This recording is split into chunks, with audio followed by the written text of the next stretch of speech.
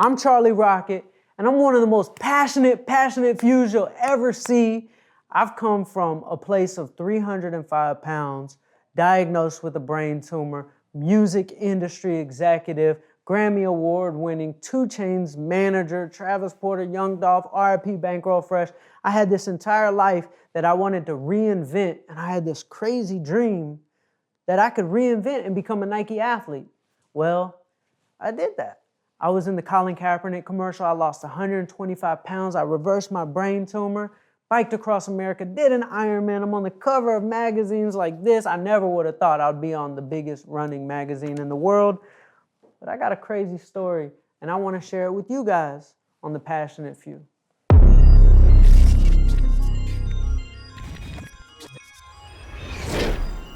Man, my boy Omar might be the coldest interviewer ever. He brought life out of me. It's always nice when you're dealing with somebody who actually is amazing at interviewing. It's a lot like a sport.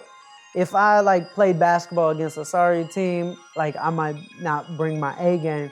But I was coming in this interview with I'm like, man, Omar knows how to ask questions. I gotta bring my A game. So he made me step my game up. He brought the extra passion out of me. This was this was the best interview, I think. I can't wait to rewatch this because this was the most incredible interview I've ever done in my life. So appreciate it, Omar. Welcome to this episode of the Passionate Few podcast today. It's your host, Omar, and today we get to sit down and hear the legendary story of Charlie Jabaley, a.k.a. Charlie Rocket. And we get to hear how Charlie went from being a former music mogul, managing artists like 2 Chainz and running a $15 million a year company and winning Grammys, to then walk away from it all and turn his life around completely, knowing he wanted more. And at the time, Charlie weighed over 300 pounds, was diagnosed with a brain tumor, and found himself in a situation where he knew he wanted more for his life. And it was at that very moment that Charlie got to work and applied what he calls quantum possibilities and got clear about how to manifest the life of his dreams.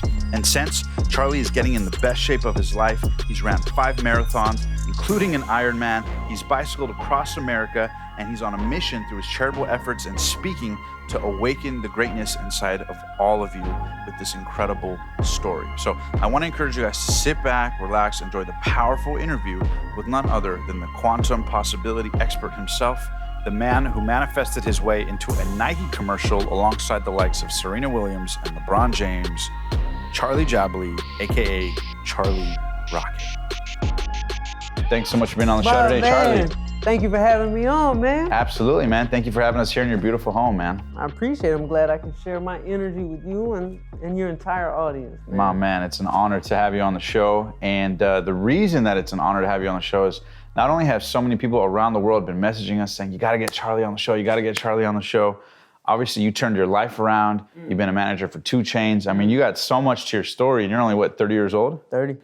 But before you became this dude manifesting quantum possibilities, you started out in Atlanta, right? As a kid with a dream. So take us back to before you became a Nike athlete, before all this stuff, before you biked across America, take us back to the very beginning. Where did Charlie grow up? What was his childhood like? And how did the ball start rolling for you? Man, 8 years old, dream to be an athlete. I'm talking about, it's all I could think about. I would read every Michael Jordan book, but there was a problem. I was always overweight. And this girl, she hit me up the other day and she said, Charlie, were you born with your drive? Or did your parents teach it to you? Because she's a new mother, she has a child. And so she wanted to know, she's thinking about her kid because she wants her kid to maybe have the same drive as me. Right. So she's like, how do I teach my kid as a parent? And I told her, I was like, there was a lot from my parents. My parents sold vacuum cleaners and my dad was a carpenter. My grandfather sold vacuum cleaners. Never made much money, never made more than $30,000 a year combined, but they were entrepreneurial. They taught me about money and the value of money. We would shop at thrift stores, things like that. And I said, where my drive really came from was actually from one of my weaknesses. It was an overcompensation for the fact I was overweight. So when you get to a certain age, you start needing something to be good at. My passion was basketball. But me being the chubby kid, I would play shirts versus skins. Yeah. And, it's random pick. So if you get picked for skins, that means you got to take your shirt off. I'd be like, I'm gonna drop out of this game. Yeah. Like I never took my shirt off at a pool. Really? In my life. Wow. Still to this day, because I'm still overweight. Like under this, like I'm wearing a Spanx shirt. Like I'm still overweight. Yeah, I'm on the cover of like fitness magazines. I'm a Nike athlete. I'm still struggling with my weight. But I wear a Spanx shirt, and I don't know how many men would admit that. Yeah. But I wear it because it compresses it in, and like getting on camera is like not easy when you are insecure about how you look. For sure. So here I am as a kid, passionate about sports, but I overcompensated, and I said, I'm gonna be a businessman. I'm gonna be CEO Charlie. Put my suit on, you know, boom, had the briefcase, go to school, and everybody's like, what's going on? I'm like, I'm CEO Charlie, I'm gonna get this money. So Friday night football games, all my friends would go out. I'm like, I'm grinding. Yes, I was focused, but it was really my insecurities that made me just want to pick something. Because if I looked good, I would have probably been out having fun. I would have probably been going to those parties, those house parties. But instead, I had a social anxiety, so I'd always stay back. But me getting into business, it was a gift and a curse. I became successful. I mean, there was a list of failures I went through, like I started businesses and failed. But ultimately, you know, I got into music. I was a cameraman for Soulja Boy. Ended up getting fired. By Soulja Boy? By Soulja Boy. What happened there real quick? Man, all right, so in high school, my mom, you know, she was always supportive of my businesses. She was open-minded, and I would come to her with some crazy stuff. I said, Ma, all this little clothing stuff I had been selling on the internet, it's not really working.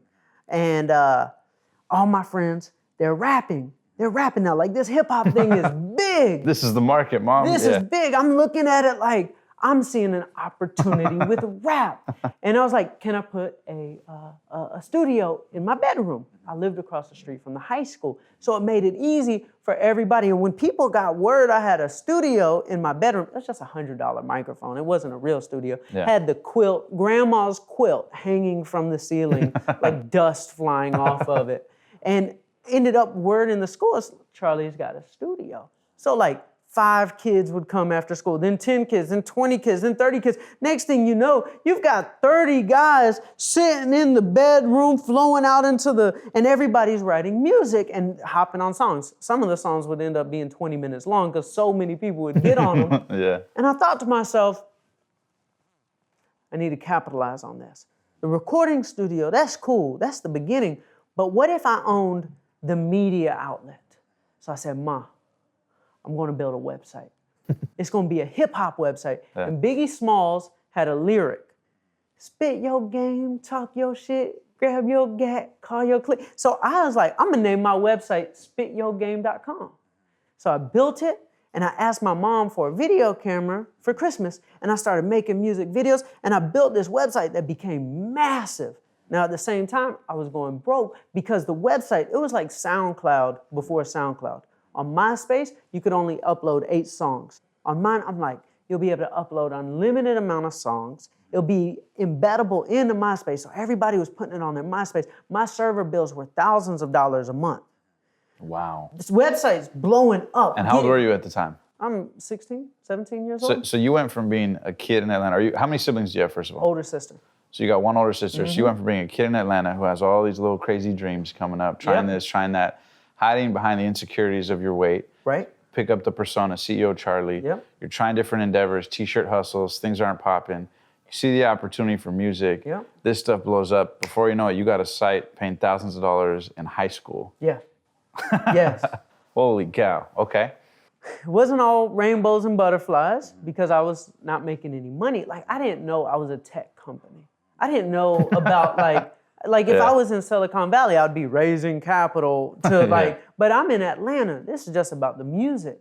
So we've got all these hits, we've got all these subscribers, we've got it popping, and websites blowing up. I graduate from high school. I'm going to community college. And I knew I wasn't supposed to be in college, but my mom only had one dream for me. She was like, whatever you do, all that little business stuff you got going on, I'm proud of you and stuff. So they were also supportive. They were open-minded to everything. They trusted me. That's good. Yeah. Even though I wasn't making any money. Since I wasn't making money, I had to go to college. My mom said, well, you're either going to be in college or you're going to pay rent. And I'm like, okay, I don't have money for rent, so I'm going to go to college. So I'm at college, pay for my books. Hated it because I didn't have a scholarship. Hated it. So I had to pay for my books, and I get a phone call from a 310 number. And I'm from Atlanta. If you get a phone call from a 310 number, this is some money calling. Like LA does not Beverly call Hills, you. Yeah. Exactly. So I get the phone call, and I say, hello? He said, super deep voice, very powerful voice. This is Brian Washington from Interscope Records. I'm like, holy shit, like Interscope Records is calling me. He says, we just signed this new artist by the name of Soulja Boy, and we want you to go on tour with him. I says, I'm there, I'm on tour. And then I had to like catch myself and realize, well, Mr. Washington, I gotta ask my mom first. Yeah. So I drive home and I go to my mom and I say, Mom, just got a call from Interscope Records. They want me to go on tour with this rapper. And my poor mom, she's probably like, oh, my poor baby's gonna be like drugs, sex, rock and roll, rap. yeah. Like, oh, like you could just imagine what a mom is thinking when Yeah. you say tour with rapper. And the name is Soulja Boy. Soulja Boy. Yeah. And What year is this, by the way? this is 2007. Wow. So how old are you at the time? You're like 18, 19? Or something? Yeah. And I got her blessings. And there I go. I'm on tour with Soulja Boy. #1 song in the world. I'm the man. He gave me this diamond chain. Like to be a cameraman, I'm broke, but it's like I'm the man because I'm on tour. And the diamond chain, I'm in the cameo of the music videos. You pull up the Soulja Girl music video, you'll see me like making a cameo. I'm a celebrity cameraman. Yeah. And then one day, he came to me and said, Charlie, let me see that chain back. I want to get it cleaned. And I'm like, okay. Like, this, like, I don't want to give it back, but whatever. I didn't think anything of it. And then the next day, we're in Atlanta, and we're supposed to go to the airport to go to Jimmy Kimmel. Album just came out, #1 album in the country. Go to perform on Jimmy Kimmel. Big. I didn't get the itinerary from management. So I'm like, I'm just gonna go to the airport and I'm gonna be, proactive. I'll just run into everybody at the airport like we always do. I knew the flight was gonna be in the morning. Yeah. So I'm sure they'll contact me in the morning and let me know. They probably forgot. Yeah. Exactly. Yeah. Well, I'm at the airport, a couple hours pass. Management's not answering the phone. Soulja Boy's not answering the phone. I call the DJ and I say, what's going on? He's like, bro, like, nobody's answering my calls either. And I told him, I said, I think we're fired. Oh, shit. He was upset. Me, I'm a delusional optimist. like to where, I'm like a little like caught off guard, but I wasn't upset, even though it was everything I had was this job. Have you always been a delusional optimist? 100%. Where did you get that from? I live at the finish line. I'm never in the moment. I love that. I live at the finish line. Yeah. So like a lot of people, they live in the past, and that's a bad place to live. And a lot of people, which is a good thing, is to live in the now. I'm not very good at that. I need to work on it. But the now, for a lot of us, is a rough place. There's a lot of gravity. There's things going wrong. But I live in this delusional, optimistic place of the future. It's why my favorite word in the English language is possibilities. So I'm always at the finish line. So I go home to my mom and I say, Mom, I think I'm fired.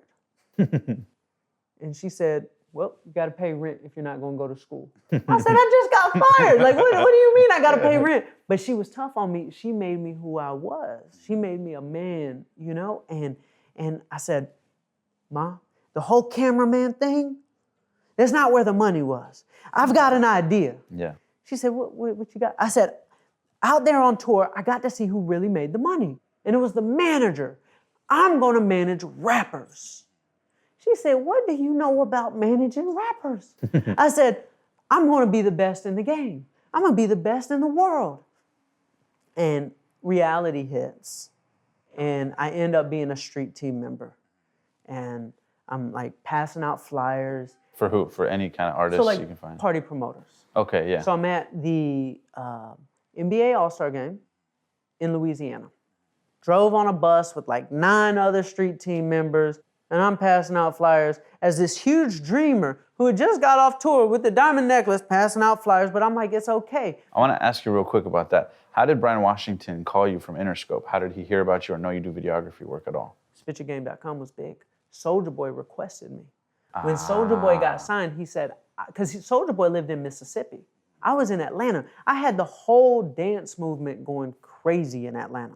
We had a movement. Spit Your Game was not just a website. It was a real life movement. Like you'll see in my comments, if you'll see, like, man, Spit Your Game, I remember those days. Like it was a real thing. So Gotcha. Soulja Boy, when he blew up, he said, I want Charlie. Gotcha. So there I am. I'm in New Orleans, passing out CDs. I'm passing out flyers with my friend. His name is Young Envy. And there was this girl who he was talking to. He thought she was cute. And he showed me this video. She was an artist, and she was in a group. And he showed me this video, and I was like blown away. It was like the female version of Outkast, but like the Disney version. Like they were young, colorful, eclectic, dope music. And I said, that's it. Went to my mom. I'm living in her basement. Yeah. I said, Ma, I found the group I'm going to sign. And I went, approached them. They signed the contract. I got them a record deal within 24 hours. No way. Because even though Soulja Boy didn't like me, Interscope Records, they loved me. They knew I had that Midas touch. They knew I had a lot on the Atlanta culture, so they wanted to take that chance on me. Gotcha, yeah. Sign the girl group, get them the record deal, boom, we're moving around, things are taking off, got them on the radio, and I got them a show in Washington, D.C. Traveling to Washington, D.C. is a big deal if you're from Atlanta. Like, you know, you get out of the city, and it's like, I feel like I'm on top of the world. I could taste the success. Record deal, boom, traveling, airports, it's happening. They get off stage, and they cussed me out. They said, you didn't give us water. I'm like, you're mad at me because I didn't give you water? I'm like, what's going on? I got you a record deal. I'm thinking all this stuff. And it's like, what are y'all mad at me for? And because it's out of the blue, it's out of nowhere. I thought we were doing great, and yet they're extremely mad at me. And the music industry is crazy like this. Yeah. Dealing with artists, and then we get to the airport in Washington, D.C., they wouldn't even stand near me. They wouldn't even go through the security checkout with me. They wouldn't even be at the gate with me. Wow. And I was like, I've been in an airport when I was fired before. I think I'm about to get fired because this makes no sense. And they're acting really funny. Like, remember when Soulja Boy wouldn't even call me? Yeah. Now they're not even talking to me. And they got paid for that gig. They got paid for that gig. And there was no thank you, no nothing. It's just, you didn't get us water. You didn't get us water. Come to find out, they left me for Sierra's manager. There were some people who got in their ear, and they said, well, we can't have a kid as a manager. We're a big group now. They really kicked me when I was down, because when they left me, they went and had their big hit single go to 106 and Park, and they put Soulja Boy on the song. Oh, man. So I had just got fired for Soulja Boy, and now my group left me for Sierra's manager and then put Soulja Boy on the song. So I'm right back to square one. So every time you hear that song, you're like, oh my God, this is the last thing I want to hear, yeah. Man, it hurts so bad. So there I am, back in my mom's basement. Plan 3, right? Plan C now. And I tell my mom, delusional optimist, I said, Ma, see, I'm from Atlanta, and Atlanta is all about the trap and the strip clubs. I need me a strip club artist. Like that little Disney outcasty thing, that was cool, but I gotta take it to the streets. And my mom is looking at me like, boy, you are crazy. But I was fired up, I was passionate, I had a vision. And I went back to being CEO Charlie. I put the suit back on and I said, I'm never gonna tell anybody my age ever again. I can't have people thinking I'm young. How old were you at that time? Like 20, I'm like 20 years old. Wow. Actually 19 going into 20. So you're just winging it, just going for it. It's my only choice. Yeah. I was CEO Charlie. How could I go get a job? Like the whole world since middle school has known me as CEO Charlie. I have no choice but to make something work, even though I'm striking out. You don't stop striking, yeah. I come back with this group. I found them. It was actually one of the girls in the girl group was dating one of the guys in this boy group. So I went to the boy group and was like, let's go. I'm gonna be your manager. And they were like, let's go. They were living in their mom's house. I was living in my mom's house. And I said to them, look, we're not gonna sign a record deal. We're gonna do this independent because I didn't want their like heads to get big like the girl group did. So I would drive from every radio station from Jackson, Mississippi to Washington, D.C. And I would stand outside, wait for the program director to come out, and I would sell. And I would say, look at this video, look at this group. And I took 3 records, top 20 in the country. Wow. I remember when we had our first hit. Now, also, outside of doing the radio station thing, I would also pass out CDs every single day, myself. By yourself? By myself, because nobody else, people would say, Charlie, like, you're CEO Charlie, like, why are you passing out the CDs? Like, well, like, nobody's gonna pass them out like me. I'm gonna put that extra magic, passion. Yeah. I'm like, when you're dealing with people walking outside of a club, they're intoxicated. So you gotta say the right things. And if I just gave a street team member, like they might even just throw the CDs in the trash and I never even know if they got passed out. I would even go to the point of picking up the CDs that people threw on the ground and reuse them because it was a lot of money to me. Right. Travis Porter's blowing up. We get our first hit record. As a new artist, your first hit is everything. We did a song in my mom's basement, $100 microphone. Grandma quilt, same grandma quilt from high school. This artist comes to us, boom, we do a song with him. His name is Roscoe Dash. Ever heard the term turned up? We had a song that started that called All the Way Turned Up. Legally, this song ended up becoming his. The whole world thought it was Travis Porter's. Imagine Sheck West having his hit record and it being taken away from him. Who would he be? He'd be nothing without his one hit record. Right. That was us. We did a song with Roscoe Dash. Legally, it became his. He took it away from us, took us off the song. Our life is falling apart. We had record labels interested in us. They don't want to touch us anymore. We had shows coming in. They don't want to book us anymore. Wow. He took us off the song and he put Soulja Boy on it. No way. I'm like, geez, can I catch a break? Like, here I am. Everybody keeps putting my arch nemesis of Soulja Boy after they kick me. It's just kick me while I'm down. Kick you while you're down. Like, put Soulja Boy on the song. Right. We're back to square one with Travis Porter. We come together. We have 4 weeks to put together an album to try to survive this blow we're taking. Yeah. We do a mixtape, a joint mixtape with this artist named Waka Flocka Flame.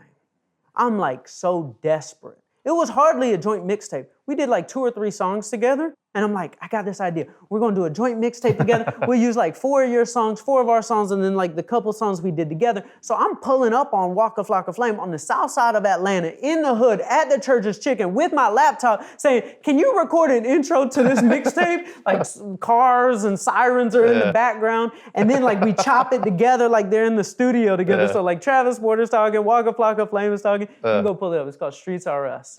Travis Porter and Waka Flocka Flame. And we put out that mixtape. And it had a song on it called Go Shorty Go. This song became a top 20 record in the country. No record deal. Every record label in the country is trying to sign us. And they would do things like Charlie, like, let us fly you up to New York. Like, do the whole Yeah, yeah. record label courting Chauffeur, thing. yeah. And I tell him, I said, no, I'm flying myself up. And then I'm gonna go across the street and I'm gonna meet with your competitor. This right here, this is called a bidding war. And they hated me. The record labels hated me, but they had to deal with me because when you're from Atlanta and you're the hottest thing in Atlanta, Atlanta produces the biggest hip hop artists in the world. So every record label, if they were serious about being a record label, they were trying to be in the Travis Porter business. So you had leverage. Big leverage. So I put together the biggest bidding war in all of hip hop. We go to New York, first meeting of the day, Warner Brothers Records. Pull us into the conference room. Travis Porter, this is almost like a scene out of a movie. Travis Porter is asleep during the meeting. Like the big executives, but they're like high. Took an early flight. I'm thinking to myself, like, wake up. I'm trying to negotiate a lot of money for you guys. Yeah. And so that meeting was cool. And actually, I want to mention to the audience, you actually don't smoke or drink at all, right? I don't smoke or drink, no. Never have? Nope, never have. What's your mindset with that? No weed, no smoke, being around all that, no alcohol, zero. What's your intention behind that? Couple things. One, CEO Charlie, like I had my character. Like I had to stay true to my businessman character. That's the first thing. The second thing is I love that. I'm extreme. So when I like something, I overdo it. For example, like I biked across America this year. Like most people would just like bike on the trail. I'm like, I'm gonna go across America. Yeah. And you know, if I smoked weed, I'd probably go broke because I'd like it so much, and it's an expensive hobby, you know. Yeah. And if I drank, I'd probably become an alcoholic because if I like it, I'm just gonna overdo it too much. The fear is with alcohol or any drug is if I like who I become when I do it, I want to be that person all the time. So like you want to adopt that identity. Exactly. Do you think that's what happened with food a little bit that caused your weight? Bro, food with weight, and this is a whole nother thing, but food with weight, like I would overdo it, binge eat, I'd eat 10, 15,000 calories a day, but it's like business led to food, always. The stress of business, I would cover up the stress with, let me get something that makes me feel good, food. The deal making of business would lead to food. Like, oh, we're gonna go out to a lunch, business dinner, meeting. yeah. And then the success always is around food. So it's like, oh, let's celebrate. We won a Grammy, you know, food. So everything, I was trapped in this world of business and food. And I want to ask real quick before we get back to the story, for somebody listening to this who might be dealing with specifically a weight issue, or maybe they're overweight, trying to turn it around. Obviously, you were almost over 300 pounds and turned it around and are continuing to turn it around now. You've done a phenomenal job. What would be your best advice to people who are stuck in a situation where they're trying to prioritize fitness? Maybe they've tried to lose weight, they've set New Year's resolutions, they fail, you know what I mean? They keep trying and failing, and maybe they've settled. What would Charlie Rocket's best advice be to help people lose weight? Man, being stuck is the worst thing ever. Bro, like my feeling of being overweight was that of being stuck. Because I would wake up and I would try every day, but like the habits, the triggers, then the negative mindset was set in, then the stress of being overweight, and then the fear of looking in the mirror, boom, and then the fear of like going out and taking pictures, and then the fear of every meal would stress me out. And I would be so stuck, I'd be so paralyzed that I just needed positive momentum. If I could find positive momentum, I could keep going. I could get through it. So it's all about momentum. Momentum. Yeah. So how would I start my momentum? I do this thing called winning streak, to where I've learned this now. Here, pass me a box of that coffee right there. So what I do is I start with the simplest thing. This is my favorite coffee, right? This gives me a high. Like, I like who I am when I'm high on coffee. I love it. So then I thought about it. I'm like, some people spend a lot of money to find happiness. They'll go buy a Lamborghini, they'll go buy a mansion. And here I am for $2. I'm happy. AF as fuck. And I'm like, all that happiness for $2? I'm on a winning streak. And then I identify this win. And I'm like, if I can start with a winning streak, I start looking for more winning streaks. I caught the green light, winning streak. Boom, I just ate an apple. I'm about to lose some weight. I'm on a winning streak. And so I got to keep that winning streak going. So if I can get the momentum of being a winner in my life, man, it's easy to be great when you're a winner. But if I'm always thinking about the negative things and how much I'm losing, like, oh, I fucked up on this diet. Oh, I ate the wrong thing. Now it's like the stress, and then it's just this downward spiral. Ed Milet describes it perfectly. He says, in our brain, there's the reticular activating system. Right. And it processes all the millions of pieces of data that our eyes are looking at. So it shows us what we want to see, the important things. So if I tell my brain, only show me the wins, that's a positive person who loves gratitude. But then negative people, they're like, oh, I'm so negative. Then it starts looking for all the negative things. Right, yeah. So it shows us ultimately our belief systems. Our belief system is the millions of little thoughts we have a day that we don't even notice we're having. But if you're a positive person, I'm looking for everything positive. So I train my reticular activating system. I get my 4-Sigmatic coffee.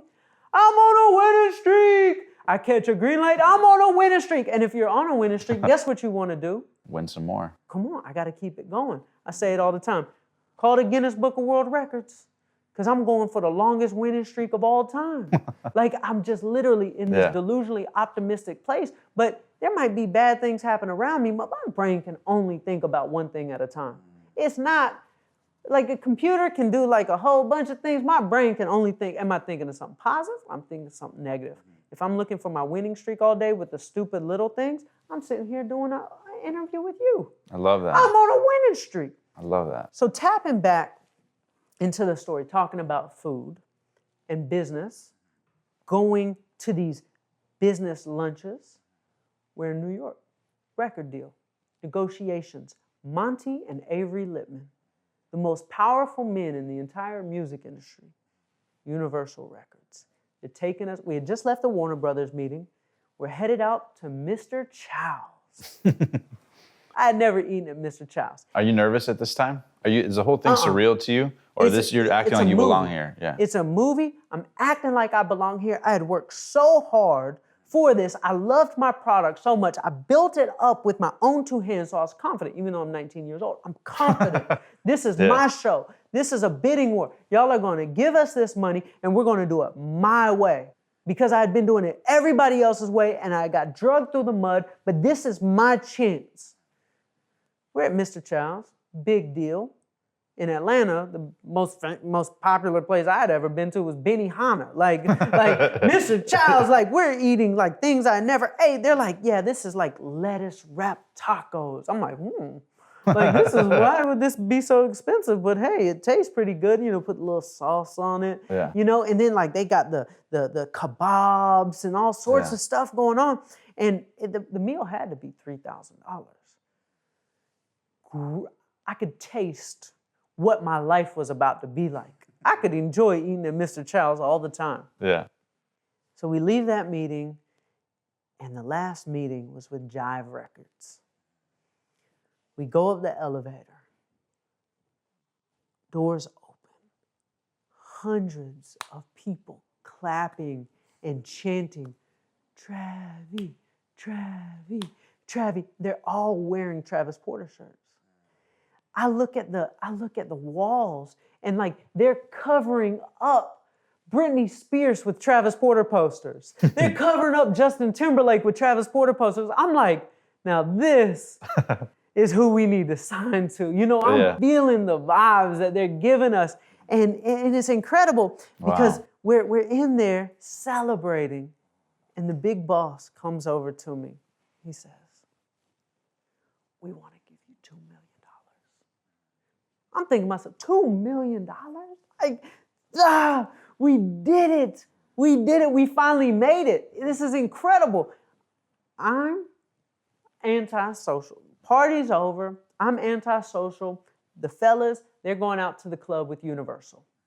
I'm going back to the hotel. I'm in the hotel having my celebration shower. I'm feeling like, I finally made it. And I look out of the shower curtain and my phone is ringing. I pull the shower curtain. Who is it? It's P. Diddy calling me. And I knew P. Diddy because early on, like when the record labels would call me, you know, I would always be honest with the record labels if I was interested in signing with them or not. And I had always let P. Diddy know Bad Boy's probably not the right fit for Travis Porter. So you had talking to Diddy before? I had talked, every record label had called me about Gotcha. Travis Porter. They were the hottest thing at the time in all of hip hop. Gotcha. Coming out of the city. So here's P. Diddy, and I'm like, I don't want to answer this. Yeah. Like you want to because it's P. Diddy, but also like I don't want to get cussed out, like because he probably wants something from me. Yeah. So I see he calls again. I'm still in the shower. He calls again. Jeez. Called 10 times. I get out the shower, dry off, call him back. I said, "What's up, man?" He said, "You're gonna come to my city and you're not gonna have the respect to come meet with me." I'm like, I'm getting cussed out by P. Diddy. Like, oh my goodness. And he's like, he's giving it to me. Like he's giving me a whole earful. And he says, "You're gonna let Monty and Avery Littman take you to Mr. Chow. People don't even eat at that Mr. Chow anymore." I'm thinking to myself, how does he know where I ate lunch? Like, what type of ninja spy Secret Service does Diddy have going on? Yeah. And he's like, "People don't even eat at that Mr. Chow. They probably fed you chicken on a stick." And I'm like, they did feed us chicken on a stick. Like, I thought it was good, but when Diddy says it, it sounds played out. Yeah. And then he says, "You let Jive Records throw you a pizza party?" And I'm thinking to myself, it was a pizza party. At the time, I thought it was so cool, but when Diddy describes it, it was balloons and pizza. And I'm like, oh my goodness. He said, "Don't fall for that corporate bullshit. Come meet with me." I'm like, the fellas, they're going out to the club with Universal. I can't undermine Universal. I'm a man of my word. He said, "Come to the house and meet with me." And I'm like, geez, he's wearing me down. Like, I want to go to the house. It's Diddy's penthouse. But at the same time, I know nothing good is going to come out of this. Yeah. Because he's either going to cuss me out or he's going to convince me to do something I don't want to do. So what do? I go to the house. I call the fellas. Diddy's, we're going to Diddy's penthouse. But I give the fellas a pep talk. I said, "Listen, we're going to sign with Jive Records. Yeah. We aren't going to sign with Diddy, so we can't let him brainwash us." So we go up on the elevator. We knock on the door. And the most beautiful woman I've ever seen in my life open the door. My jaw is on the ground. It was Cassie, Diddy's longtime girlfriend up until like a month ago. And she invites us in, and I'm having a heart attack. Like I'm just like, and she says, "Do y'all want anything to drink?" And the fellas are like, "Yes." And she's dragging a 4-foot bottle of Moet across the floor. I feel like I'm in a movie. I'm like, this is my life right now. Like, this is so cool. And then the fellas are sitting in the living room. Diddy comes in. He says to me, "Charlie, I want to take the fellas out to the club tonight." I'm like, I've already told him that they're already going out. Why is he doing this to me? And I'm like, no, they're going out to the club with Universal already. I don't want to piss off Universal. I'm just being honest with him. He says, "Charlie, come here. Let me talk to you in the other room." I'm like, oh my goodness. I'm 19 and I'm having to tell Diddy, no, you can't. King of New York, Mr. Mogul, Mr. Everybody's Idol. No, you can't take Travis Porter to the club. Yeah. He says, "Let me take him to the club." And I said, okay. And then I ended up agreeing, letting him take him to the club. I wake up the next morning to a New York Post article that says, "Travis Porter signs with Diddy." And it's just, he is fascinating how he's able to maneuver. We didn't sign to Diddy, but he wanted to be in the mix. He told the DJ to say a certain thing on the microphone. He calls a certain somebody at the New York Post. He wanted the other record labels to know he was in play too. Long story short, We're signing to Jive Records. $2 million deal. Our hit single, Go Shorty Go, top 20 in the country. Record deal negotiations are going back and forth with the attorneys. I'm telling my attorney, like, yo, like, can we sign? Like, we're ready. The fellas, their parents are calling me, where's the money? Where's the money? Because this is their children. Like, where's the money, Charlie? I'm like, the record labels are negotiating with the attorneys. It's almost done. We're just working out a couple last pieces. Our song starts slipping at radio. You ever heard the business term, fat pigs get slaughtered first? Well, our deal was so big, we were a fat pig. I get a call from Jeff Sledge, big boss over at Jive Records. I'm outside in the parking lot of Travis Porter's little studio, and I answer the phone. What's up, Jeff? Ready to send the paperwork over? He says, I've got bad news. Like, what you talking about? He said, the executives got cold feet. Like, what does that mean? They want to pull out of the deal completely. It was one of the hardest conversations I ever had to explain to my group, who've done everything right. We've done nothing wrong. They've been great kids, out of trouble, recording music, working their butts off. Me, I had failed. Every time I think I can taste the success, it gets ripped away.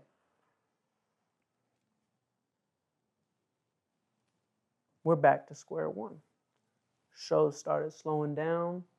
Travis Porter's house got broke into. All their jewelry, money, clothes stolen. God. And the craziest things can happen when you're in a tough place, but you keep your faith. In the South, we have this thing called a come to Jesus meeting. Get together, pep talk. We gotta stay strong. And I remember there was this guy. He was living in a studio, homeless. He was an engineer. He mixed songs for $50. I went over to him to give him a couple $100 for mixing some of our songs. I saw this pain on his face. I said, are you okay? He said, man, times are tough. Like, I've been sleeping on this couch in this studio. I said, I want to give you a job. And you just never know who's going to change your life. A lot of times we look to the big successful people or the gurus or the mentors to change our life, when in my life, the people you would least expect, my peers or even the people under me, are the ones who changed my life. So I'm always looking. One day, this homeless guy, sleeping on the couch, his name is Marcus, brings a keyboard to the studio. And we're laughing at him. What you got a keyboard for? Like, you know, I make beats. We're like, you don't know how to make no beat? Because we like haze him. You know, you pick on the new guy. Yeah. First beat he made, a song called Make It Rain, went top 10 in the country. Second beat he made, Bring It Back, top 10 record in the country. Wow. Third beat he made, A Ladies, #2 song in the country. Marcus went on from being homeless to making these top 10 records, went on to sign Post Malone and Iggy Azalea. Wow. You can't sleep on anybody. That's insane. You can't sleep on anybody. You can't overlook anybody. He was homeless in the studio. He changed my life. He made our top 10 records. I called Jeff Sledge back when we dropped Make It Rain. I said, Jeff Sledge, you're going to want to sign us again. We're about to have the top record in Atlanta. I shot him an email with the song, and the title of the email was, You Are Going to Want to Sign Us Again. Well, guess what? Jive Records brought the deal right back on the table, signed us, had my first success. Wow. I had finally made it. Marcus was taking off. We had all these huge records. Travis Porter is touring the world, getting $30,000, $40,000 a show. Got out of the mom's basement, got nice houses, nice cars. And I'm like, I want to expand the business. They finally gave me some momentum. Wow. After all these losses, finally got some momentum. And I know that this thing can be taken away at any time. I'm not taking this for granted. We got to grow. We got to take advantage of this. We're at this music video shoot with Lil Wayne. never been in the presence of a superstar, like the little hottest rapper in the game. Of course, yeah. And I look over to the right, and the atmosphere in the room changed. This guy walked in, 6'6", looks like an Egyptian pharaoh. Had on so many chains, you couldn't even see his neck. I'm like, Lil Wayne's a superstar. But that guy's a mega superstar. I had never seen anybody carry a presence like that before. Went over to my business partner. I said, you know Titty Boy, right? He's like, yeah, man, I did one of his mixtapes. I was like, man, Titty Boy's a superstar. Delusionally optimistic. The man had everything going against him. His name was Titty Boy, for one. Yeah. He couldn't even say his name on television or the radio. He was signed to Ludacris for 10 years. He was washed up, essentially. Like, people thought he was like... Washed up. Like, you know how it is in the music industry. If somebody's washed up, there's no coming back. Yeah, disposable heroes kind of thing, yeah. 100%. Signed to Ludacris for 10 years, washed up. But we saw a vision. We knew he was a star. Nobody ever wanted to touch him. They thought, no, what's the point?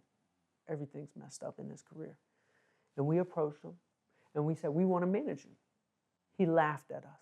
I was a kid. My ID said under 21. He said, I've been in this game longer than you've been alive. I said, no, let us show you what we can do. Put a 30-day, 60-day, 90-day game plan in front of him. Passed out CDs every night. There was this other industry manager who he wanted, and we would come to the meetings, and that guy would have nothing to show from his work. And yet we put together all these game plans. We're passing out CDs. We're investing our own money. We said, you're going to go to this college, that college. Boom, we started bringing in money. We made the job for ourselves. I recommend to anybody out there, do not ask for permission. If I asked for permission, I wouldn't have had a job because he would have said, no, this guy's doing that. Instead, we wanted to just eat what we kill. We wanted to make a position for ourselves, and it worked. We outworked the competition. We did the dirty work. Passing out CDs, I got the hottest group in the game, and I'm still passing out CDs. I'm running from the police on the AUC campus because I'm passing out DVDs, and if they confiscate my DVDs, it's going to cost me a lot of money, so I'm hiding in the bushes. And then when they leave, I'm going back to passing out DVDs. Yeah. I'm sneaking into the girls' dorm room because I knew the girls had the most loyalty as fans. Girls are much more loyal than men. So I would slide the DVDs underneath the doors in the dorm room of the women's dorm, and ended up I got banned. They caught me. I'm running. We had a high-speed chase one time with this van. Anyways, just campus police. Not that much trouble, but I cared about what I was doing, and it worked. 2 Chainz changed his name from Titty Boy to 2 Chainz. Things were taken off. What's the story there, real quick, of the rebrand from Titty Boy to 2 Chainz? How did that come about? So I've been known for changing people's names, even my own. I go from CEO Charlie to Charlie Rocket. Roscoe Dash, when he came into my mom's basement, I said, we need to change your name because his name was ATL. I said, that's not going to work. You need a name. So he came up with Roscoe Dash. Travis Porter, their name wasn't Travis Porter. When I signed them, their name was Them Hard Hitters. They had it tattooed on them and everything. I said, I hate to break it to you, but you got to change your name. So with Titty Boy, he had said this ad lib in his songs where he would say 2 Chainz because he liked jewelry. We were like, that might be the best name for you. So his first mixtape was just Titty Boy. His next mixtape was Titty Boy, a.k.a. 2 Chainz. And his third mixtape, we flipped it and 2 Chainz, a.k.a. Titty Boy, to where we transitioned into it. It worked. He had the little saying. Everybody loved screaming it. But what's interesting enough, as I was passing out CDs for Titty Boy, people thought I was crazy. It'd be like if I handed you a Young Jock CD. You'd be like, why would I listen to this? Nobody listens to Young Jock. So that's how people in Atlanta were treating Titty Boy. And I'm like, nah, this is the new. 2 Chainz is hot. They're like, nah, Charlie, boom, throw it on the ground. Atlanta wasn't rocking with us. But there was one day, everything changed. You never know when your life is going to change, and it's usually in the most unexpected moments. But what my goal is, if I plant enough seeds, somebody's going to accidentally water one of them. Yeah. And then I'm going to eat forever. And that's exactly what happened. Me passing out those CDs every night led to a night in Atlanta. Diddy and T.I. are in Club Compound, BET weekend. Diddy's promoting his new Ciroc vodka. So he's on the mic flagrantly cussing people out if they're drinking Grey Goose. And T.I., who's the king of Atlanta, he got on the mic and said, Diddy, chill out. Like, let these people drink what they want to drink. Like, you can't just, like, come in our city and, like, get mad at people. We're enjoying our night. Like, chill out, Diddy. So they get into this huge argument. People's phones start coming out. Everybody's filming the argument on stage. And what does the DJ do? Drops a 2 Chainz record. I'm riding around, I'm getting it. It's mine, I spend it. Argument still happening. DJ drops the 2 Chainz record again. Everybody films it. Ends up on World Star. Goes viral on Twitter. Goes viral everywhere. Everybody's wondering, what's that song playing in the background? My phone line started ringing. Show started taking off. 2 Chainz blew up. And it started with that moment. We had been pushing ourselves. We had been planting those seeds. But that accidental moment of the DJ playing our record during a Diddy and T.I. fight changed my life forever. And 2 Chainz, we went on to win Grammys and world tours, and it really hit a tipping point at that moment. Wow, that's incredible. Now he went on to do the song that you said that even you get fan mail, right? I remember you told me to think that you went from like people wanting to throw it on the floor to like getting fan mail saying thank you so much for these lyrics or these songs changed my life. Can you talk to me about what that felt like for you, or what that was a validation of your mindset, of your resilience to think that you would like put it all on the line, everybody, the universe seemingly telling you no, and then boom, now you got fans all over the world thanking you. What does that feel like? Man, it's crazy. When you live in the place of being a delusional optimist, you know that Rosa Parks' moment is coming. Now, why would I say Rosa Parks? Now, I listened to the song by Outkast called Rosa Parks intentionally for this reason, because I want to attract the Rosa Parks into my life. Rosa Parks was super, super influential in the civil rights movement. She wasn't a big name. She was just a little lady who goes to the church. But why was she the one who blew up the civil rights movement and not all the other people who were told to leave from the back of the bus or from the front of the bus? You've got to sit in the back. But why Rosa Parks? It's usually somebody in your life you'll never expect that will change everything. Rosa Parks was connected through all the churches, all of them. So when they took her to jail, it wasn't just taking a human being to jail. You were going up against all the churches, so word spread like wildfire. And the same thing, I'm waiting for that moment. Like I've been this past year, I've been trying to get my business off the ground. Just like with 2 Chainz, we're passing out CDs for a year. In my business right now, it's like I'm hand messaging, like I'm trying to get speaking engagements, hand emailing, trying to blow the podcast up. And I'm doing the same things, but I live in this delusionally optimistic world of, I know the Rosa Parks moment is coming. I know the Diddy and T.I. fight that I can't predict. I can't manufacture that myself, but if I plant enough seeds, I know something like that's gonna happen. And I'm living in the space of, Rosa Parks is gonna come this week. I know it. I love that. She's gonna come. So when the moment actually came for 2 Chainz, it was like, I knew it. I saw that finish line. Remember earlier when I said, I live at the finish line? Like, I'm living there. I always say these words when I write in my Quantum Possibilities notebooks. I said, it's already done. Time hasn't caught up yet. For my speaking engagements, like this week, it's been almost 62 weeks since I started my business. All this time, everybody's like, Charlie, you're just too goofy, you're too young, you're too hip-hop, we don't think you'll work for our audience. And I'm thinking like, I just biked across America, I'm on magazines, I'm in the Colin Kaepernick ad, why won't anybody book me to speak? I think I'm a great storyteller, I'm passionate about this, I have a fan base, and yet nobody will wake up to me. But I've been here before. I was here with Travis Porter, I was here with 2 Chainz, I was here with all my artists actually. It takes people such a long time to wake up, but here we are, a year and a couple months later, and now, boom, got 3 $10,000 speaking engagements. Then got 2 15, all in the past 2 weeks. What happened? It was one moment. Ed Milet calls me. And it just changed everything. And it's no turning back for the rest of my life. So when 2 Chainz wins a Grammy, and we're getting all those emails, and everybody's telling us how we've affected them, and we're doing world tours, and we see complete stadiums sold out, it was like, man, we deserve this. I love that. Because nobody handed this to us. I love that, man. Talk to me about quantum possibilities, because it's something, I know possibilities is your favorite word. For people out there that are wondering, what is a quantum possibility? What does it mean to have a quantum possibility? And how does the law of attraction manifestation work for people out there who go, damn, Charlie, you're doing it. I want to do it. What advice would you give people, and what does quantum possibilities mean to you? I remember I'd walked away from my business. I completely got into a different mindset. I completely changed my frequency. I got rid of all the negative energy in my life, from the things of like being overweight and being like self-doubt and being depressed, and even the negative energy that I was around, like artists getting shot and killed, like me being shot at, my business partners being shot at. Like I was around a lot of negative frequency, which was also positive. My business wasn't negative, but there were negative things happening.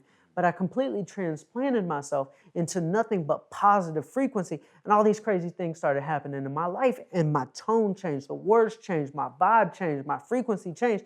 And I'm in the salad shop, Sweet Green, and this guy walks up to me. He overheard me talking to somebody, and he said, "You're very quantum." I said, "What? What does that mean?" He said, "I can tell by the way you talk. You're able to attract things easily into your life." I said, "Bro, you have no idea, bro. Like all these crazy things have happened to me, but I'm scared to talk about it because I don't want people to think I'm weird. Like I'm from hip hop, I'm from the South. I don't say the word manifestation, like law of attraction, like I know what it is, but it sounds kind of hocus pocusy." Right. But here I have a quantum physicist saying, "You're quantum?" It's like, bro, like, what does that mean? He said, "Let me teach you about quantum physics. Let me teach you about how you've been able to do everything you've been able to do your whole life and how you've been able to attract things." I said, sign me up. I want to learn all about it. To where he explained quantum physics in a simple way. I would actually like to explain on a whiteboard. Could I bring a whiteboard over here? Yeah, and explain? absolutely, yeah. So I'm going to explain this in the most elementary way possible, okay? The basics of quantum physics, without getting too nerdy, is this. Scientists did a test called the Double-Slit Test, okay? And there's a wall that has 2 slits in it, like you see here. This is one slit, this is the other slit. And they took an atomic particle, let's call it like a rock, okay? It's a piece of matter, right? Or so we thought. And they would shoot it at this wall. We would think it would go through one or the other. But what did they notice? It was going through both. How is that possible? If I were to take a rock and there's 2 holes in the wall, how can it go through both at the same time? Einstein, as smart as he was, when he saw this, he said, "Whoa, I can't explain this. I don't like this." Come to find out, the only way to go through both holes at the same time is to realize that this atomic particle is not just a piece of matter. This atomic particle is a wave. Now, if I was a wave, can I go through both at the same time? Absolutely. So what are we all made of? Atoms. There we go. So check this out. It goes to the next level. Say I had a pond. Say that's a pond. And I were to drop 3 rocks into the pond. Those are separate, correct? Correct. But if they're all waves, the waves at some point all collide and are entangled. So you're telling me that I'm here and I want a Nike deal and it's there, that I'm entangled with it? Me and Nike are connected? Because if we're all waves, then that means out there in the world, we're all entangled. I'm just a rock in the pond, and what I want is a rock in the pond, so that means somewhere in here, I'm connected to it. If I'm connected to what I want, then I can get it. Double-Slit Test. this is where it goes to the next level. We now see that an atomic particle is a wave. They were spooked out by this, so they said, you know what? Let's put a camera right here. We're going to put a little camera right here, and we're going to look only at this hole, and we're going to see how this atomic particle acts. When they put a camera, an instrument on this hole, this only goes through this hole. It no longer acts as a wave. If they look at it, it now gives it direction. When they close their eyes and don't look at it, it goes through both. When they look at it, it only goes through this one. So every atomic particle acts as a wave until we give it focus, and then we can direct where it wants to go. They put the camera over here, it now directs over here. So if everything is an atomic particle, everything is a wave, that means everything acts as a wave until we focus on it. That's why they say law of attraction. What you focus on is what you get. Quantum physics explains the law of attraction. Everything is this fuzzy wave until we give it focus, and then it materializes and goes where we want it to go. So what do I do every single morning? I wake up and I tune my frequency. Let's think about a radio. A radio is this thing that reads waves called radio waves. And it can listen, think about it, a song is flying through the air right now. And then like this radio thing can listen to something that's invisible. Like, I know we're used to radio waves, but that is like magic. Right. It's like hocus pocus magic. If we rewound a couple hundred years and I'll say, yeah, so there's this thing flying through the air right now called a song. And all I do is like tune this thing and then we can hear it. Yeah. What? That's magical, but that's what we are. So if everything is a wave, how do I turn myself into a radio to be able to tune my heart to what I want to listen to? If I say, I want to listen to hip hop on a radio, all I do is tune to a certain frequency, now I could hear hip hop.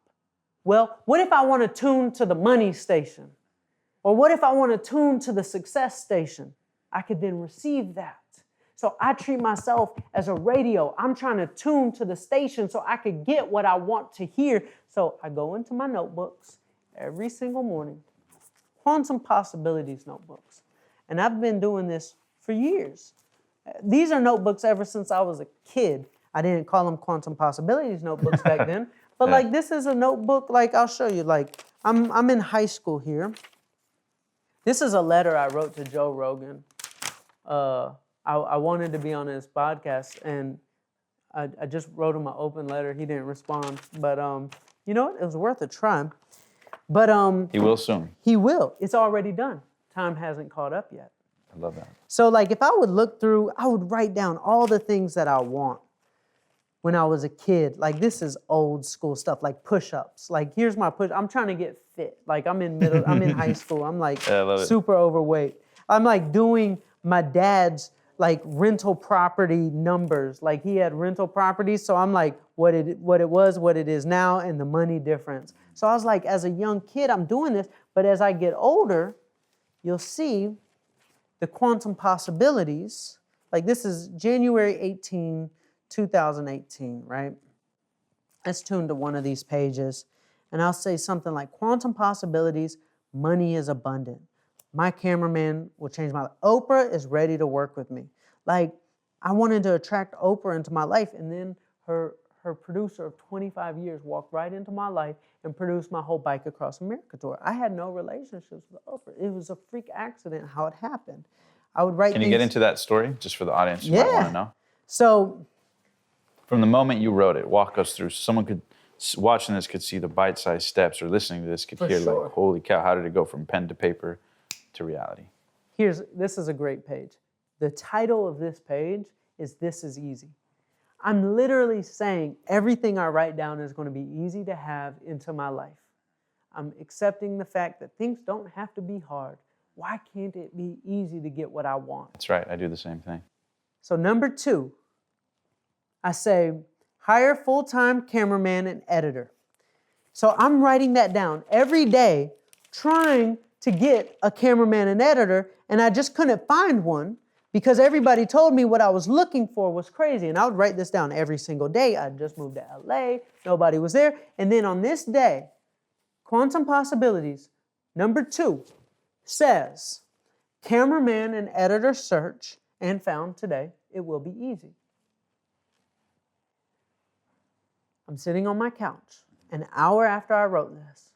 I look behind me, the door opens, my roommate walks in. In comes behind him a guy holding a camera. My roommate works for a health food company, Whole Foods, and I'm like, what are you doing hanging out with a cameraman? Like, you've never hung out, like, why would you do that? Yeah. And he said, well, it's just, I just got a random phone call from somebody, and they said they wanted to use something in the house. And I look at the cameraman, and I was like, you do video? He said, yeah, I like freelance. I don't really know how to pay the bills doing this. And I said, do you do music? Because I was looking for somebody who can do the scoring. Right. And he said, yeah, I used to be a rock star. I was on the Warped Tour. I did music back in the day. I was like, wow, he's a cameraman, editor, musician. I said, do you do color grading? He said, well, yeah, I use DaVinci. This is the highest level of color grading. Yeah. I'm like, bro, can I hire you? And what's crazy is my cameraman walked in my front door. I had been calling everybody I knew. Nobody could refer me to somebody with all these requirements that I had. He walked in my front door. This goes to the next level. A week before he walked in my front door, he's 36 years old. His friends are older. They had a meeting. They said, why are all these kids who are 20 years old shooting all these cool Nike commercials and we're not? Walks in my front door. I ask him if I can hire him. I take him out to lunch, and I said, I have an idea. I want to shoot a Nike commercial. Because I would write down in my notebook every day. Look at this. I'd write down.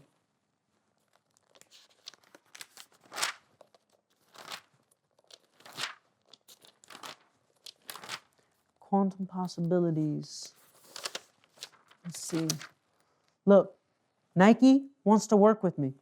I am a Nike athlete. This is the most far-fetched possibility of all time. If I told anybody, they would be like, yeah, Charlie, yeah. Yeah, and you're overweight. I'm overweight. Never played a sport or on a part of a team, nothing. And I'm attracting into my life. I'm literally, because I know, just like on the board, I'm connected to what I want, so I believe bigger. I believe it's possible. You want to increase the frequency of it. Bingo. Increase the waves of it. Bingo. That's right. So I'd write it down. We go out to lunch. I said, I want to film a Nike commercial, a fan-made Nike commercial. We spent $1,500 on it. We put it out. It's called My Story Isn't Over Yet, with this little bracket that says, insert Nike logo here at the end. I love that one. I saw it. Thank you. Nike calls me 3 days later and said, we don't know who you are, but you have our entire campus in a frenzy. We want to bring you up to Beaverton, Oregon. We want to work with you. Everything I dreamed of. I would write down in my notebook, I got to find the page. I would write down in my notebook very specifically that I want to be in a commercial with LeBron James and Serena Williams. That's a very specific request to send out into the quantum universe. Well, Nike calls me and says, Charlie, we have a surprise for you. We want to send you something. Let me get it. Nike sends me an astronaut backpack. This is a real-life NASA astronaut backpack that they gave me. And inside of it is this box that had this typewriter in it. Let me open this up. This typewriter was in it, and it came with a letter. Wow. Nike wrote me a letter. They said, hey, Charlie, we see you. You've shown us that believe bigger, believing big, believing crazy. You've shown us that belief is irresistible, that the crazy dreams are the ones that keep us going, that the skeptics cannot bring us down. We know that sport teaches us to believe in irrational dreams, And that if we can just chase those irrational dreams, we can change the world. We've watched you run 3 marathons, lose 120 pounds. We saw you become an Ironman. We even saw you bike across America. But we also know that your story isn't over yet. Here's a little something from us to get you started on your next journey. Love, Nike Running. They send me this, and I told them, I said, I want to make another fan-made Nike commercial about this.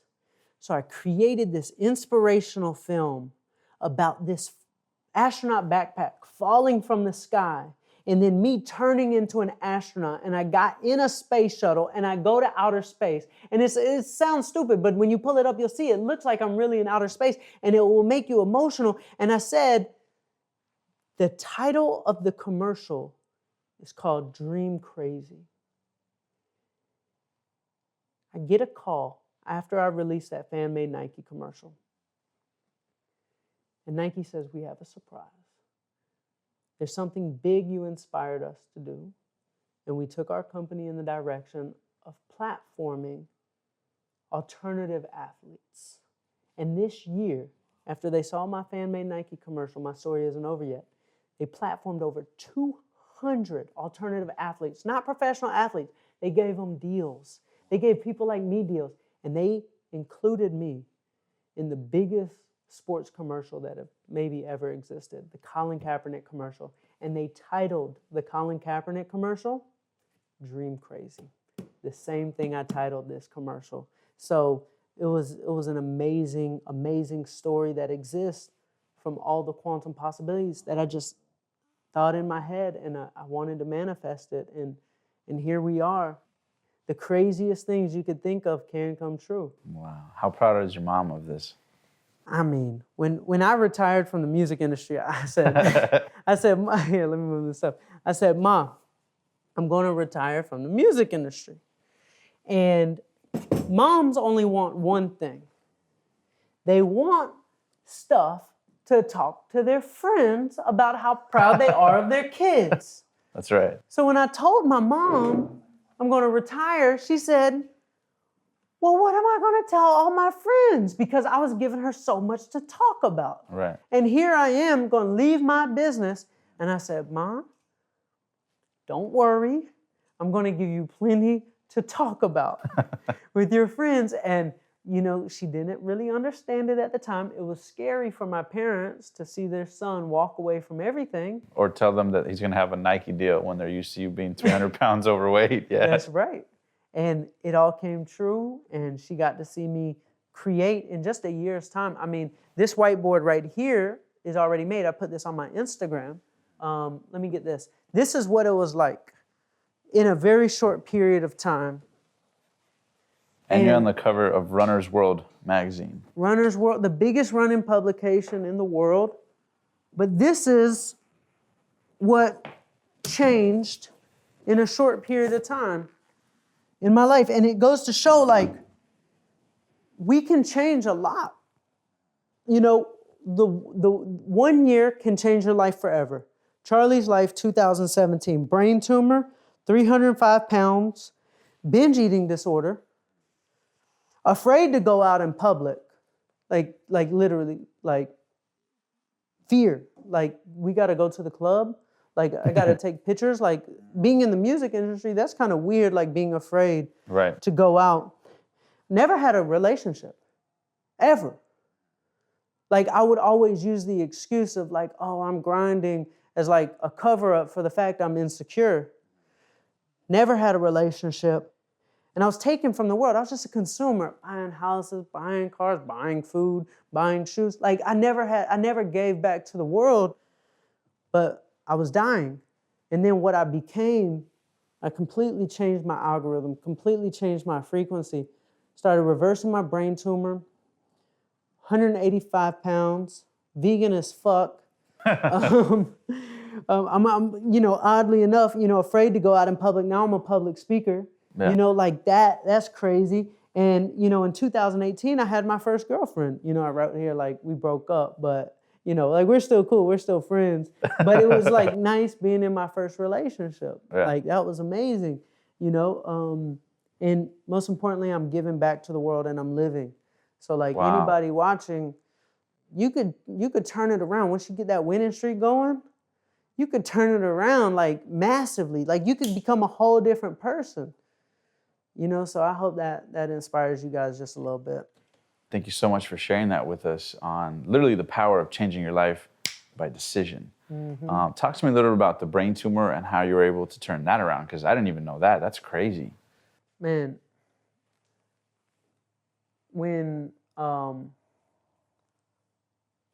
woke up, I was at Chainz's house here in LA. He had just bought a home in LA, and I was in the guest bedroom, and I woke up one morning, and the room just started spinning, and I couldn't make it stop. And like 45 seconds of that feels like an eternity. Finally ended, and I'm thinking to myself, this isn't good. I go up, get a pair of shoes out of the closet, and pass out. Diagnosed with brain tumor. And I remember it was actually this week, 2 years ago, when I realized that everything had to change. Grammys. It's the night of the Grammys. We won a Grammy. This is supposed to be the pinnacle of my career, the biggest award that you can ever have in music. And we finally won one. And here I was listening to my heart. And my heart said, Charlie, none of this means anything. When you face death, you start caring about different things. Cars, money, houses, Grammys meant nothing to me anymore. Because I was sitting there looking at my life like a movie, like the beginning, middle, and end. Like I know what the end looks like. And, we all have one thing in common. We want a good ending to our movie. None of us want a bad ending. And I said to myself, my story isn't over yet. That's where that Nike commercial came from. My story isn't over yet, comma. I always use the comma, even in my logo. Charlie, comma. Because that comma means it keeps going. And I was sitting on a beach in my notebook trying to figure out what I was going to do. And that's when a voice popped up in my head. What was your dream? Like if my story's not over yet, what's your dream? And my dream was always to be an athlete. And that makes no sense to anybody. Yeah. So when I went to my business partners and I went to my artists, went to Chainz, I'm gonna be an athlete. I'm gonna retire. I'm gonna walk away from the business. Charlie, like, what do you mean? I was like, this isn't my practice life. It's my only one. I've got to do this. So I walked away. $15 million a year business. Completely changed everything in my life. I wanted to reverse my brain tumor. I was actually sitting in this house. After I passed out, I called my mom. I said, Mom, why don't you come out to LA and spend some time with me? I was scared. I didn't tell her what was wrong with me. I didn't want to scare her, but I wanted to be around, my mom. And I Airbnb'd this place. This was my favorite place to stay in LA. And it's in Manhattan Beach, and it was my favorite place, so I wanted to spend some time with my mom, and I was sitting on my couch. We moved it to do the interview, but my couch is sitting right here, and something told me to watch a documentary about veganism. Maybe what I was eating my whole life was my problem. And from that day forward, I just flipped the switch and said, no more. You know, if I'm dying, I'll do whatever to live.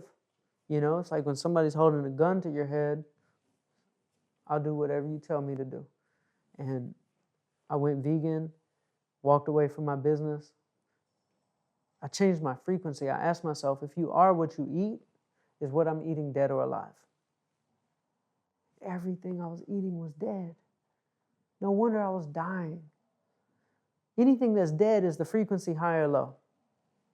No. When I changed my life, I started eating high frequency foods. I want my antenna to reach further. It's like cell phone reception.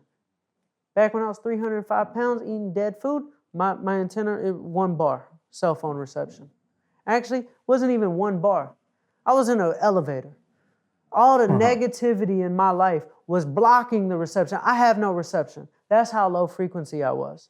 Then I got out of the elevator. Then I changed everything I was eating was high frequency food. My reception reached far. I was living, I was glowing. Acne goes away. Asthma goes away. Brain tumors start shrinking. Now I can manifest things. Now my connection with people extends. Now I can, come on, man. You are what you eat. Or is what you're eating dead or alive? I love that. That's incredible, man.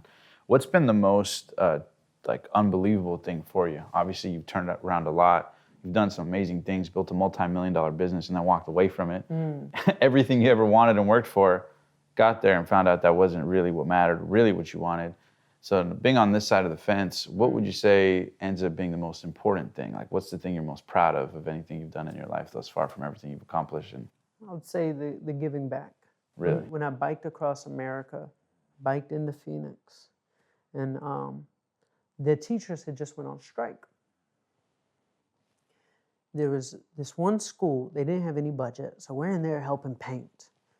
Like the Bike Across America tour is called the Dream Machine Tour. So I was trying to make dreams come true everywhere I go, or help out however I can. So we're in this school painting, and the principal and these other teachers are telling me about this lady named Miss Rose. She's a kindergarten teacher aide. So she got paid per hour. So the walkout, the strike that happened the week before, she didn't receive any money. She has cancer. She's going through chemo. She was having trouble paying her mortgage. She was having trouble paying her medical bills, and she didn't have a car to get to visit her family. So I made some phone calls. I called this guy named Eamon Hariri. He owns a company called Vero. And I said, Eamon, there's this lady. Do you think we can pay her mortgage for a couple months? He said, Charlie, she'll be back in the same spot. Right, yeah. If we only pay a couple months. Find out everything, call her family, call her daughter, find out secretly what would truly fix. She had $60,000 in medical bills, $90,000 mortgage, needed a car. Eamon paid off everything.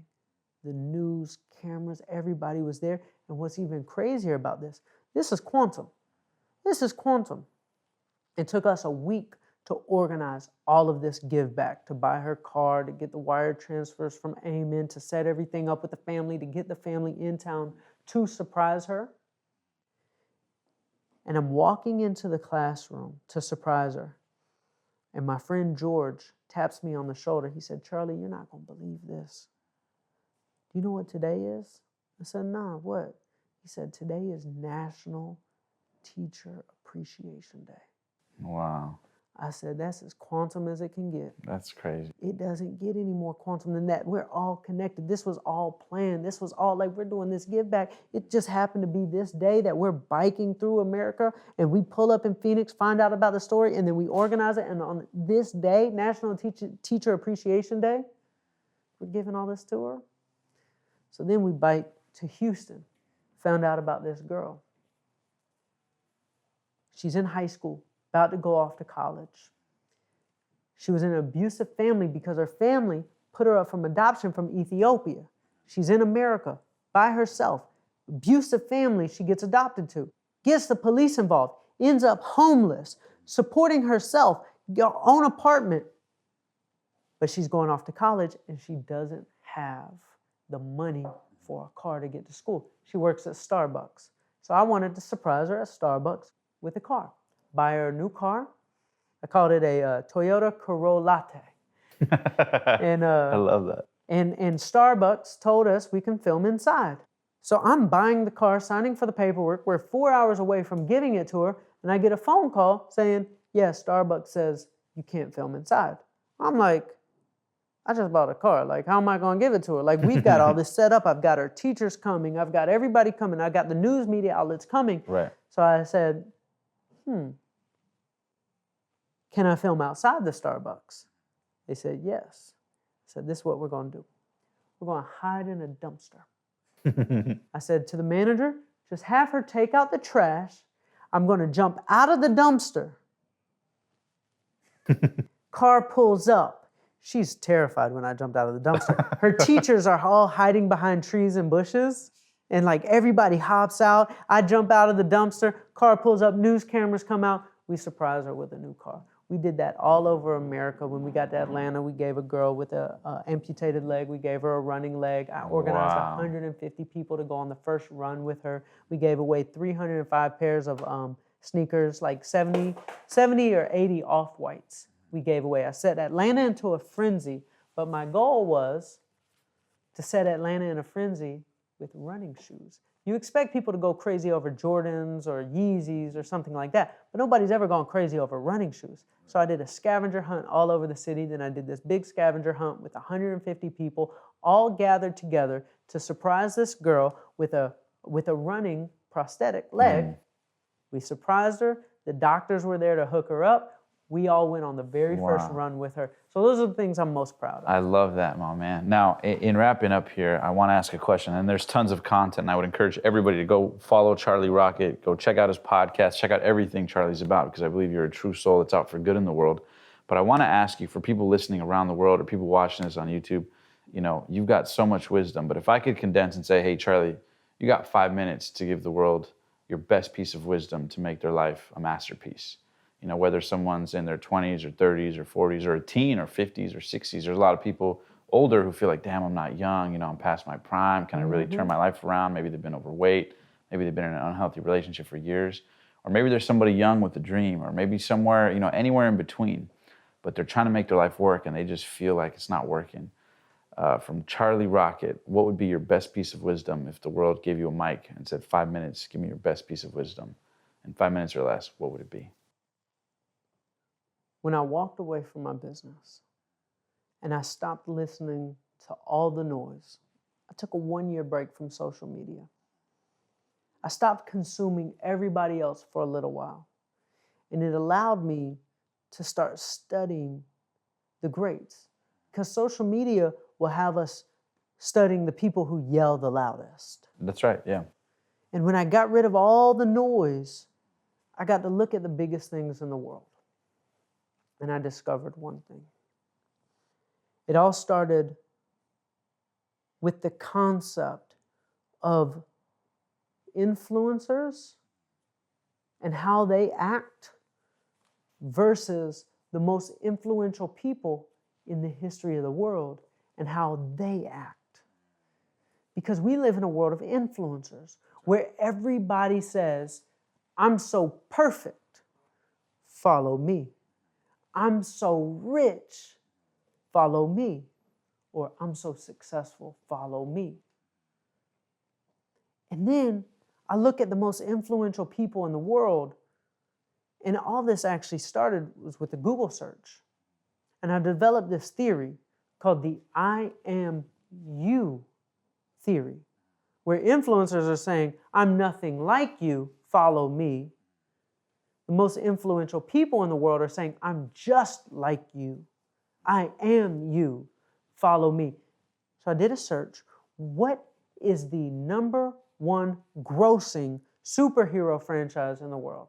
I know the audience is probably like, what does that have to do with anything? It was Spider-Man. I pulled up a USA Today article. Spider-Man. I said, okay, why Spider-Man? Why would Spider-Man be the biggest superhero ever? Well, he's the only one that didn't have a chiseled chin or big muscles. His aunt was having trouble paying the rent. She was getting evicted. A superhero that has problems like us, Superman and Batman don't have problems like this. Only Spider-Man does. That's why it's number one. So then I thought about it. Michael Jordan, he has a special place in our heart because he got cut from his high school basketball team. Right. LeBron James, he's King James. He's always been genetically gifted. Or Kobe Bryant, he's the Mamba. He's intense. He's alone. He's in the dark gym doing the athletic feats. But Michael Jordan, he's got the commercial, sometimes I dream that he is me, I am you theory. And then the ball hits him on the head and he's playing with the kids. It's the opposite of the intense commercial. They were humanizing Michael Jordan by messing up with the ball hitting him on the head. He got cut from his high school basketball team. He's just like us. The most influential woman in the world had been abused. Oprah, abused, still struggles with her weight. She's yet to her goal. She struggled with it her whole life. She's just like us. 7 out of 10 Americans are overweight or obese. Oprah is just like us. She's not perfect. And yet on Instagram, we're trying to be so perfect. But why do we love Oprah so much? She's just like us. And I'm like, okay, does this I am you theory hold true with corporations? Thought about it. What's the biggest corporation in the world? Apple. The founder and CEO, Steve Jobs. He was the first CEO who took the suit off. He looked like us. The first CEO that wasn't some big, powerful guy, he actually did the opposite. He said Apple is going to empower the people and we're going to go up against the big, powerful IBM and the big, powerful corporations. And then he took the product and he named them human names.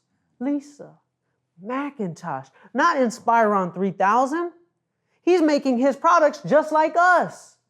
And then he took it to the next level. His breakout product was the iPod, the iPhone. Not different. Us.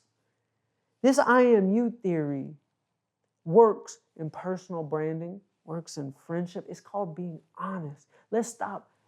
We started off this interview and I talked about a whole bunch of my failures. I could have got on here, run $15 million a year business and this is what you should do. But then they're just looking at me, they're motivated in the time, but then they can't really relate because when their life gets hard, they're like, I'm nothing like him. Yes, I want to be like him, but I'm nothing like him. So if you want to be the most influential in the world, be honest. You'll never run out of creative ideas if you're honest. Domino's, they completely turned their entire corporation around when they said, we fucked up. We know our pizza tastes like cardboard. They actually came out with a commercial. Said, we know our pizza tastes like cardboard, but we're going to get it together and we're going to start using organic ingredients. That's right. And we're going to make it taste good. They were honest. And once the people saw that a corporation was honest, well, they went back and they supported it. So just be honest in whatever you're doing. Use social media. I believe social media 1.0 is coming to an end. We've had enough of the candy. Candy, we like the way it looks, we like the way it tastes, but if we eat too much of it, we get sick. So give me the thing that candy resembles. All candy mimics fruit. Fruit, that's right. We want that organic. We want that non-GMO. Give me that real thing. That's what we're starting to crave now in culture. So that just comes down to being honest. So that's my advice to everybody. I love that, my man. Now, in wrapping up here, we play a game at the end called First Things First. Now, the way the game works is I'm going to rifle off 10 words or phrases. And all you got to do is tell me the first word or phrase that comes to mind. Okay. Does that make sense? The only rule is that you can't repeat yourself twice. Oh, shit. You got it? So I'm just going to rifle them off and just off top, all right? All right. First word or phrase that comes to mind. You ready? Ready. First word, Nike. Dreams. Money. Abundance. Being overweight. Depression. Your past. Grateful.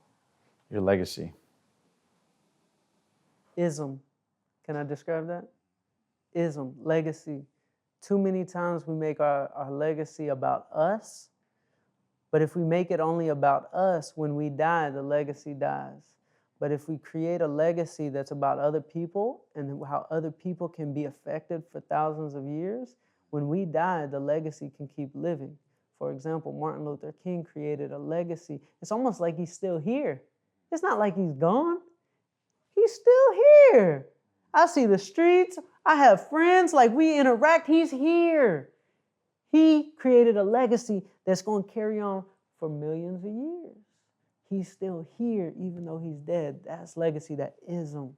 That it keeps going. It's something we believe in that we can subscribe to that keeps going even when we're gone. All right, that was more than one word. No, I love that, though. Next one's Charlie Rocket. Superhero. Your future. I can't say the same word. My future. First word, man.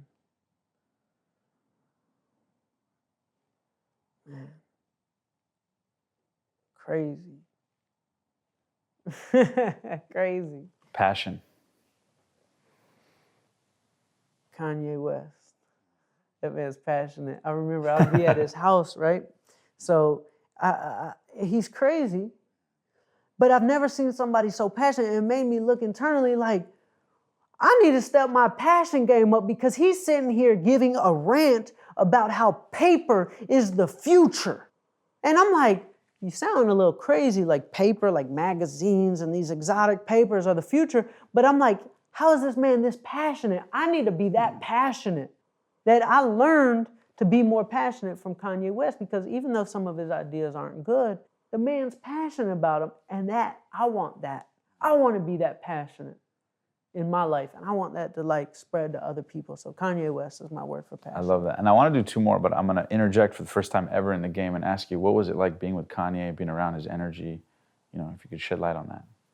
Kanye, man, being around somebody who's that passionate about everything. I mean, it's crazy. Like, I'll see him on the microphone, like, and he'll not even make words. He'll be there for 30 minutes making sounds on the microphone. And I'm like, okay, either he's crazy or he's a genius. Because 30 minutes of just making sounds, and then he explains it to us like, yeah, you know, like, this is how I find my new flow. I don't want to repeat my same flows. So I got to invent new flows, but flows aren't words. Flows are sounds and vibes. And then he comes back and repeats the words. So it'd be like, wow, like he's so passionate. He'll give me a rant about paper. He'll get on the mic and just create noises. And I'm like, I'm playing too much. I got to be that focused. I got to be that intense, you know, because I believe he is a genius. I believe he is. I love that. All right, two more. You ready? Ready. Your story. What do you hope people take away from your story when it's all said and done? Overcome is possible. Everything is possible. Not anything. I don't like the word anything. That sounds like one thing. And it kind of sounds like, you know... Too fluffy? Fluffy. And even everything is possible is fluffy too. But it's what I believe in. Like, okay, I can be a Grammy award-winning music executive, and I can be a Nike athlete, and I can beat O.J. Mayo in a basketball shootout. I'm a great basketball shooter. Like, there's a video online where you could like type in Bankroll Fresh, RP Bankroll Fresh, but type this in, Bankroll Fresh wins $30,000 betting on white boy, me being the white boy. But at my studio in Atlanta, like, they would bring me all the best basketball players in the world to shoot against me because growing up, I loved basketball. So I spent more time in the gym than anybody. And since I was overweight, I couldn't do all the cool moves. So what I would do, I would just shoot all day. That's all I would do was shoot. So they bring all the best basketball players against me. And, you know, like this, in this one video, it's like a professional athlete. Like, he brought a lot of money. And there's like 50 people like side betting on me. Like my whole, every one of my artists, producers, like Zaytoven's out there, like legendary producer. Everybody's out there betting money on me. And I would make people a lot of money. I've never lost in a shootout. I love that. But I believe everything is possible. I can be a great basketball player too. The NBA asked me to play in the Celebrity All-Star game this year. I turned it down because I was like, well, I got to get my speaking business off the ground. Like, if I'm going to train for the Celebrity All-Star game. But I thought that was cool. Why can't... Props to you on that, man. Thank you, man. I love that. I've never told anybody that. Very cool. Exclusive here. Now, the last word. You ready? Yeah. And I want you to feel free to speak from the heart on this one, all right? Okay. So for the audience listening to this, they've listened to this whole interview and they want to know this last word. Quantum possibilities. Ooh. Ooh, quantum possibilities.